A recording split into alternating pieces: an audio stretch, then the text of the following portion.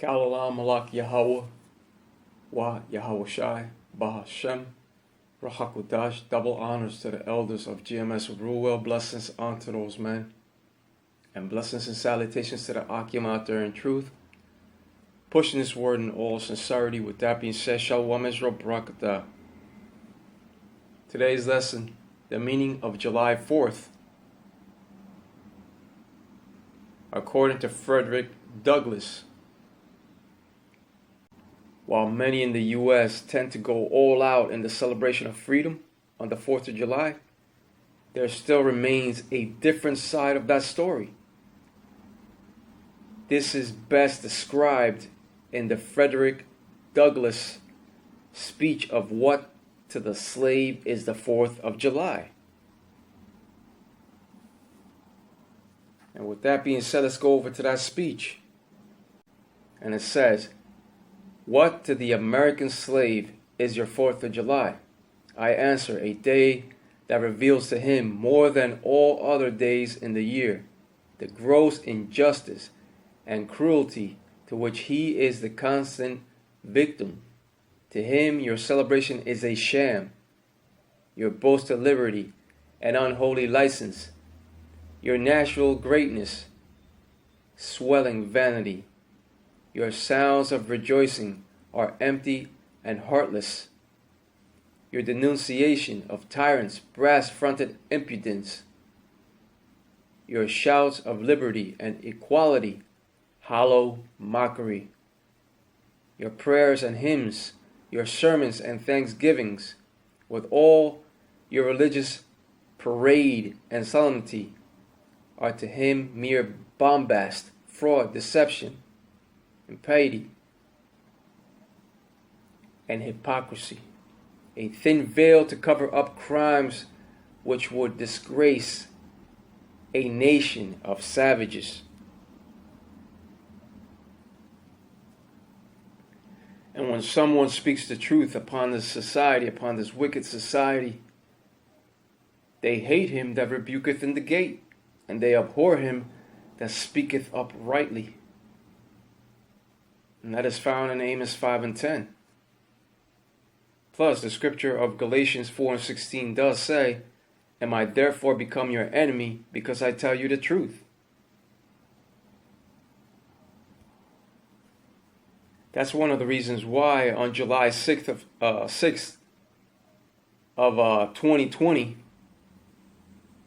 a statue of Frederick Douglass was found ripped from its base and disposed in a gorge over the 4th of July weekend,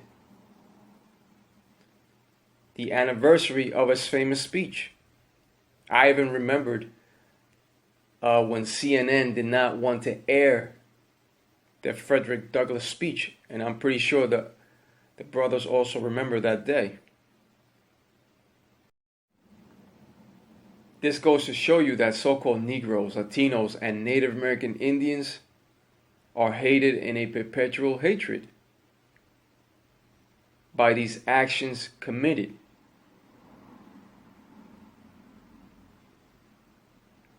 These celebrations of American independence on July 4th are a reminder of the country's hypocrisy on the matter of freedom, as slavery played a key role in the nation's history. So how can they say it was about freedom? Even today, America's history of racism is still being written, while other forms of modern-day slavery persist in the U.S. and even around the world. Look at Louisiana State Penitentiary, for instance. Jakes are still picking cotton, as you can see here from the image, and are sent flying by rodeo bulls for the sole purpose of entertainment. The same things were done in ancient Rome. One of the most well-known symbols of its brutality upon ancient Rome was its gladiatorial games. These games were a type of blood sport that became an important source of entertainment for both the government and the civilians of Rome. Was not the Roman Empire known for their deadly games? Babylon the Great, aka America, is no different. It's the newly revived Roman Empire. And what's the difference of a lion attacking in ancient Rome or a bull attacking in modern day arenas? When the instinct of a beast is to kill when provoked. All these entertainment games played out in these modern day pens are masked by modern day laws.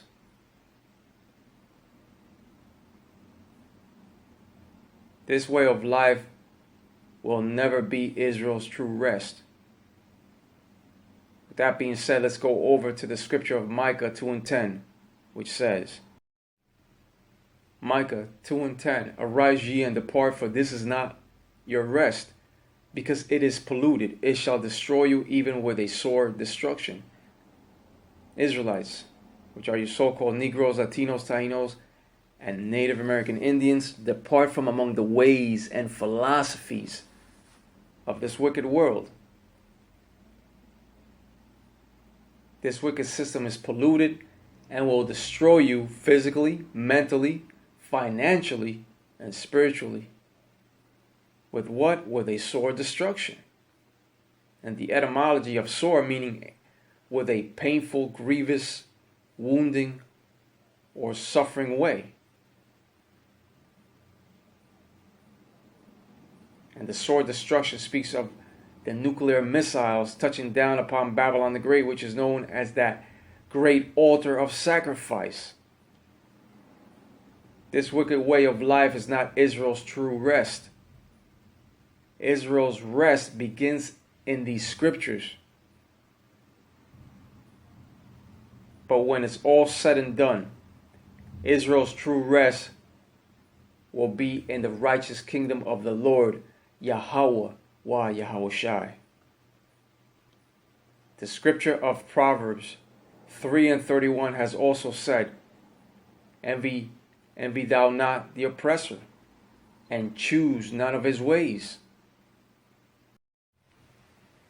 Proverbs 3:31, Envy thou not the oppressor, and choose none of his ways. Esau, Edom is the oppressor. Envy meaning a desire to have a quality, possession, or other desirable attribute belonging to someone else. Envy not the oppressor, nor be joined with him hand in hand, because the same judgment will befall upon you.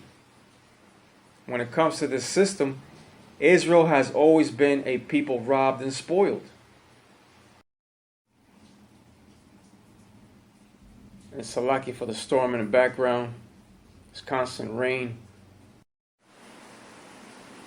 Isaiah 42:22. But this is a people robbed and spoiled.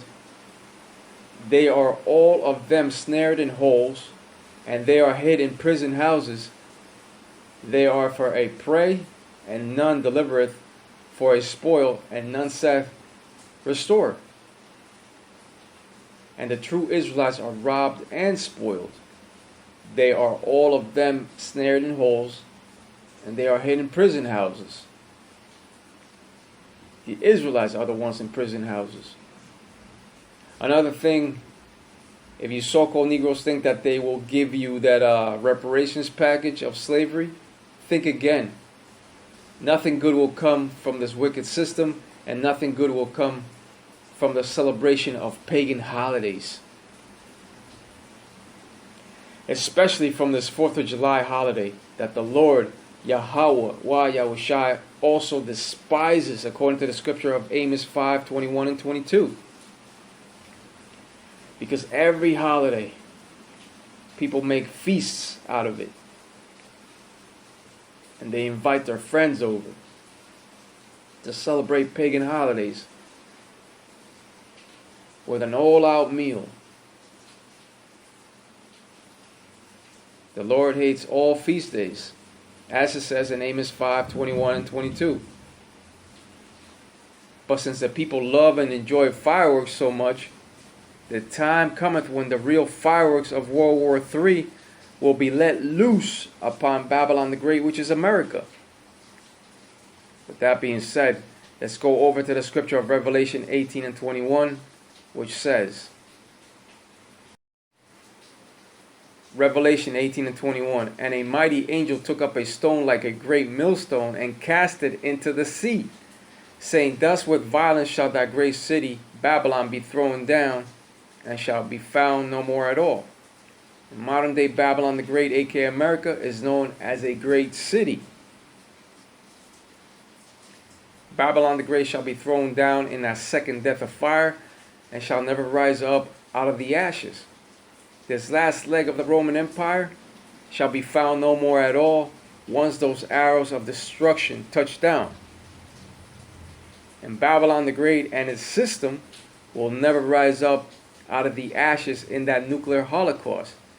For the scripture has also said, thus with violence shall that great city Babylon be thrown down, and shall be found no more at all.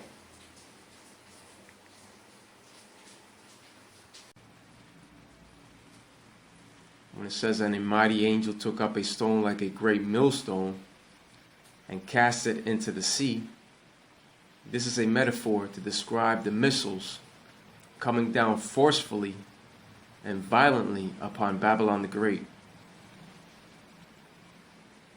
Coming violently down upon the sea, which represents the people. And the sea, or the waters, represents the people, the multitudes, nations, and tongues, according to the scripture of Revelation 17 and 15. This scripture is in reference to modern day Babylon being removed by the vast missiles of the nations and by the laser beam fire from among the chariots. America's infrastructure, along with its wicked system, shall be thrown down and shall be found no more at all. That's what these scriptures are saying. And many have commented upon the phoenix rising out of the ashes. But it's just as it says here, thus with violence shall that great city Babylon be thrown down, and shall be found no more at all. You see? The Lord Yahweh Ba'ashem Yahushua has given the modern day smith the understanding and knowledge to build these nuclear weapons. Revelation 18 and 22. And the voice of harpers and musicians and of pipers and trumpeters shall be heard no more at all in thee, and no craftsman of whatsoever craft he be shall be found any more in thee, and the sound of a millstone shall be heard no more at all in thee. And the time cometh when nothing shall be found any more in thee, not even a person that is skillful in a trade or in a field.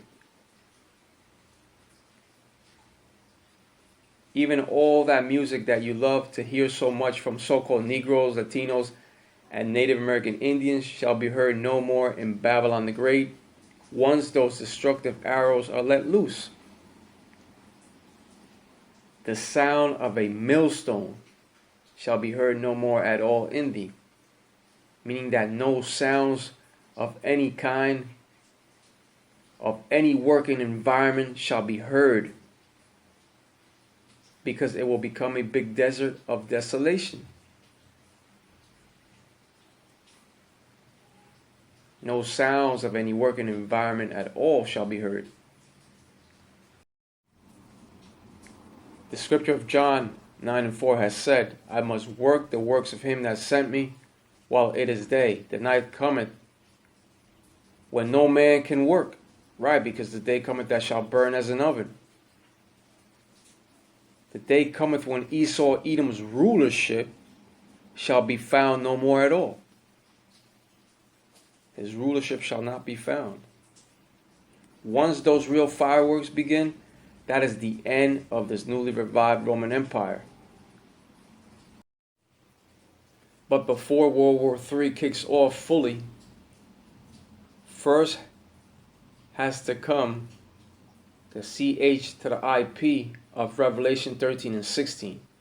That comes first, and then World War III comes quickly.